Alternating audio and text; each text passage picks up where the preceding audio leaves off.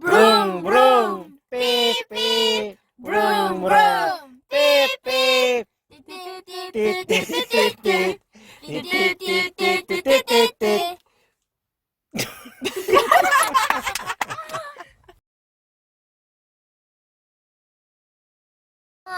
생일 축하해요. 어저께 비디오 못해서 미안해요. 왜냐면 인터넷이 없었어요. 네. 그래서 지금 하는 거예요. 고모 한국이 혼자 있어서 슬프겠네요. 자신도 얘기해. 생일 축하해요. 사랑해요. 여기 보고 해야지 여기. 땡. 선물 뭘까요? 뭘까요? 생일 선물. 축하해요. 생일 축하하는 우리. 어. 빨리 얘기해. 이거 동영상 용량 많이 즐거운 나가. 하루. 아. 삶의 즐거움도 순례의 즐거움도 역시 소소한 일상 중에 있음을 다시 한번 느낀다. 오전 9시나 10시경에 마침 어떤 마을을 지나가게 되면 가끔씩 몸도 녹일 겸 따뜻한 커피와 코코아를 한 잔씩 하러 카페에 들어가기도 한다. 오늘도 아침에 너무 추워서 덜덜 떨면서 새우처럼 오그리고 1시간 반 정도를 걷다가 베가데 발가르세라는 마을에 들어섰더니 안개 사이로 벽난로 연기 내음을 가득 풍기는 예쁜 카페가 있어서 들렸다. 포근하고 따뜻한 공기가 가득한 실내에 아름다운 그림과 도자기와 조각품들이 아기자기하게 장식되어 있었고 안쪽에서 직접 케이크들을 만드는지 구수한 내음이 참 좋았다. 그래서 커피 2잔과 코코아 2잔에 케이크도 2개를 시켜 먹었더니 잔뜩 움츠렸던 몸과 마음까지 풀리면서 또 하루의 순례길을 걸을 힘을 얻을 수 있었다. 오늘은 순례길의 마지막 높은 산이자 1300m 꼭대기에 있는 오세브라이로까지 가는 날이었다. 오세브라이로까지 가는 길이 워낙 험하고 힘들다는 이야기를 많이 들어서 출발할 때부터 꽤 걱정을 했었다. 그래도 본격적인 언덕이 시작되기 전까지는 날씨도 좋았고 조용하고 멋진 풍광에 시골 마을 같은 인적 드문 길을 걸으며 노래도 하고 끝말잇기도 하며 즐겁게 걸었다.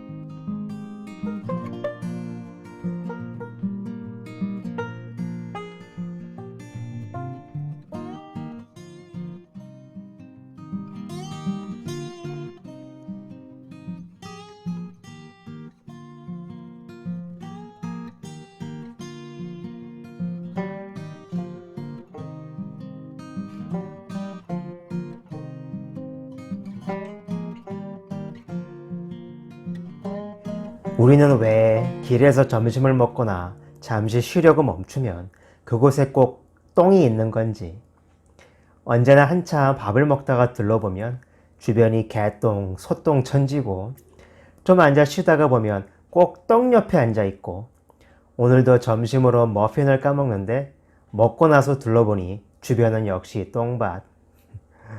그렇게 서서히 높아지며 숲이 울창해지기 시작하는 길을 따라 걷다가 오후가 되면서 본격적으로 산을 타고 올라가기 시작했다.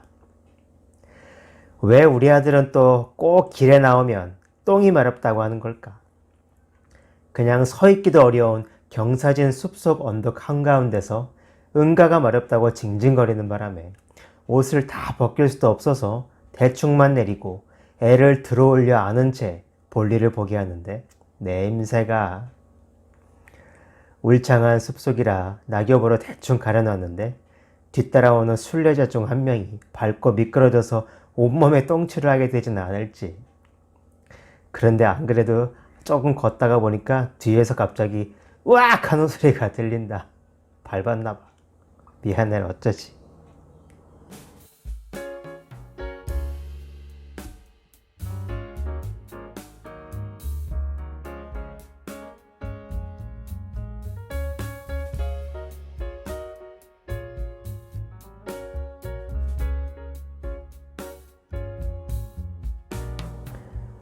단순히 숫자상으로 볼 때는 며칠 전 철 십자가를 지날 때의 높이보다 200m 정도 낮으니까 그때보다는 훨씬 수월하겠거니 생각했었는데, 결과적으로는 정말 죽다가 살았고 이제까지 걸어왔던 코스 중 가장 험난하고 어려웠던 길이었다. 마지막 산 역시 쉽게 걸어 넘게 해주진 않겠다는 순례길의 뜻을 온몸으로 체감했던 하루였다. 언제나 산을 넘을 때는 비가 왔고 심한 안개가 끼어서 한 걸음 한 걸음이 결코 쉽지 않았었지만, 오늘은 그냥 비가 아니라 비바람이 몰아쳤고 안개가 너무 심해서 우리가 발을 내딛는 몇 걸음 앞도 잘 보이질 않았다.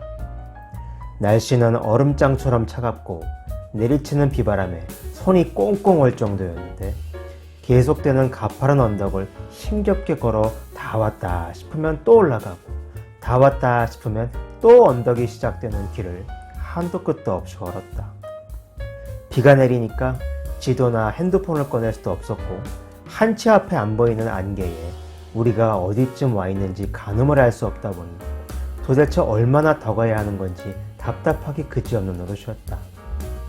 온통 하얗기만 한 세상을 무작정 걸어 올라가니 마치 하늘나라에 가까이 다가가고 있는 것 같은 착각마저 드는 고행 그 자체였다.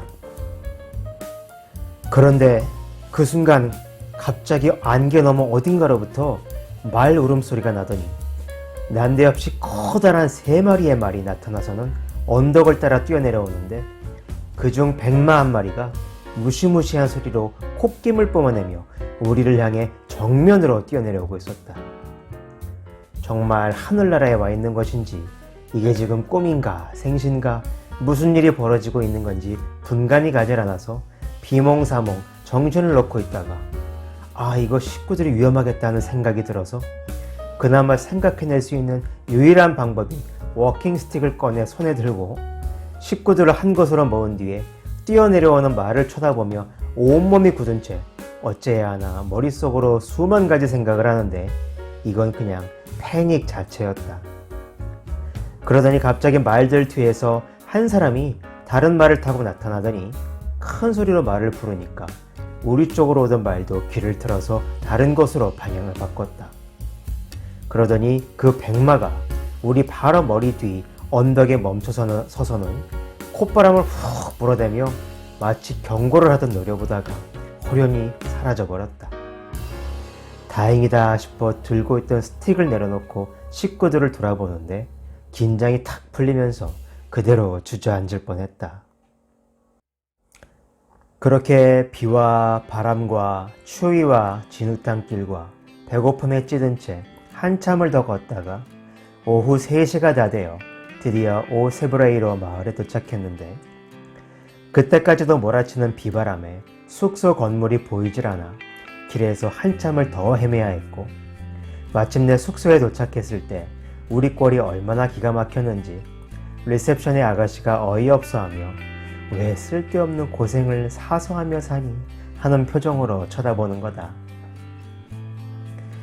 얼마나 고통스러운 여정이었고 힘든 하루였던지 한 청년은 새 침대 난간을 붙잡고 기대에 서서 기운이 돌아올 때까지 한참을 그렇게 서 있었고, 또 조금 후에 들어온 어떤 스페인 아저씨는 그대로 바닥에 쓰러져서 얼굴을 감싸고 막 흐느끼며 울기까지 했다.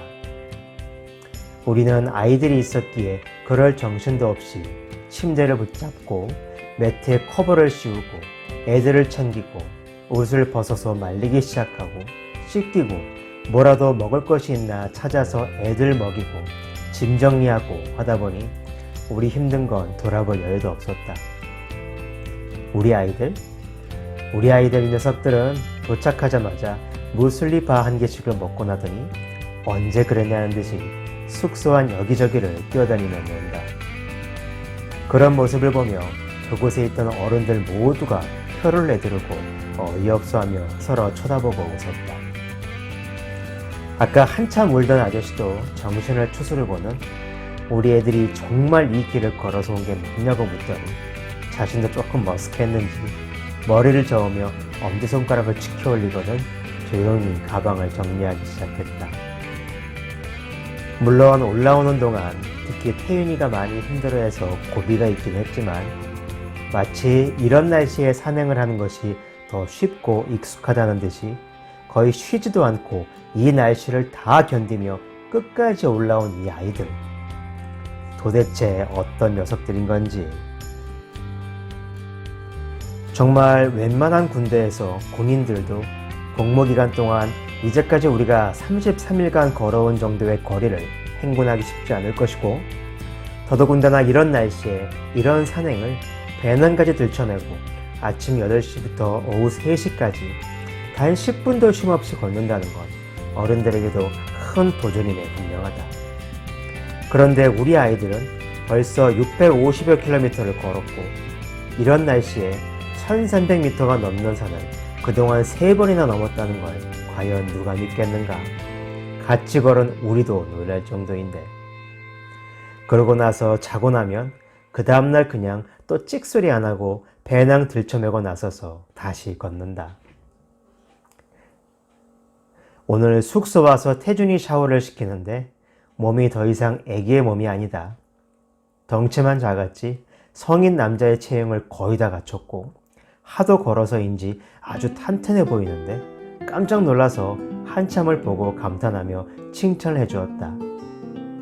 태인이는 엄마의 키에 거의 육박했고 옷도 엄마랑 돌려 입고 자신도 힘들면서 동생을 얼마나 잘 챙기는지 모른다. 아이들에게는 역시 무엇을 특별히 해주려고 할 것이 아니라 그냥 이렇게 함께하면서 스스로 성장할 수 있는 기회를 마련해 주기만 하면 정말 놀라울 정도로 다 알아서 잘 배우고 잘 크고 잘 자라는 것 같다. 괜히 부모 욕심과 무지로 아이들을 이렇게 저렇게 키워주고 이끌어준다며 난리를 칠 필요가 전혀 없음을 새삼스럽게 또 느끼게 된다. 부모는 부모대로 자기 자신을 잘 챙기고 관리하면서 자녀에게 모본이 되어주기만 하면 더 이상의 부모 노릇이란 건 간섭이 될 뿐이라는 생각도 든다. 모든 만물은 있는 그대로 처음부터 완전하다는 말에 깊이 동감하게 되는 하루였다. 내일은 이제 산 정상에서 한동안 걷다가 오르막과 내리막을 몇 번 반복하며 서서히 계속 하산하게 된다. 오늘 숙소 도착 1시간여 전부터 순례길에 지나치게 되는 마지막 주인 갈리시아 주에 진입했다. 이제까지 4개의 주를 지나서 왔는데 더 이상 다른 주를 넘을 일은 이제 없는 것이다. 그리고 이제 160여 킬로미터 정도 남았고 마지막을 향해 빠르게 진행하고 있다. 내일 하루 더 고생하고 그 다음 날인 태윤이 생일날은 좀 짧게 걷고 큰 도시에 들어가서 생일 축하 파티를 해주려고 한다. 지금도 밖에 비바람이 심하게 몰아치고 있고 내일은 조금 잦아든다지만 비가 더 내린다는 예보여서 좀 염려스럽긴 하지만 오늘 우리 아이들을 보며 전혀 걱정은 하지 않는다. 100여 명이 한꺼번에 한 공간에서 자는 숙소이지만 편안히 잘 잘 수 있기를 바라며 내일의 또 다른 멋진 순례를 기대한다. 아까 우리가 산 정상에 올랐을 때 다 같이 목소리를 모아 큰 소리로 외쳤다. We can do everything! They had a baby, and the babies were in the story. They had a pink and blue and red and all the colors in the world. That because, oh, that because every OB except for the white one time. 빨리 와. 비바람 부는데 지금 뭐 하는지 지금. 어? Because the white 1290m 지금 비바람이 몰아치는 이 고지에서 지금 애들 정신 놓고 지금 노래하면서 반 크레이지해서 올라갑니다. 오늘 가자, 화이팅!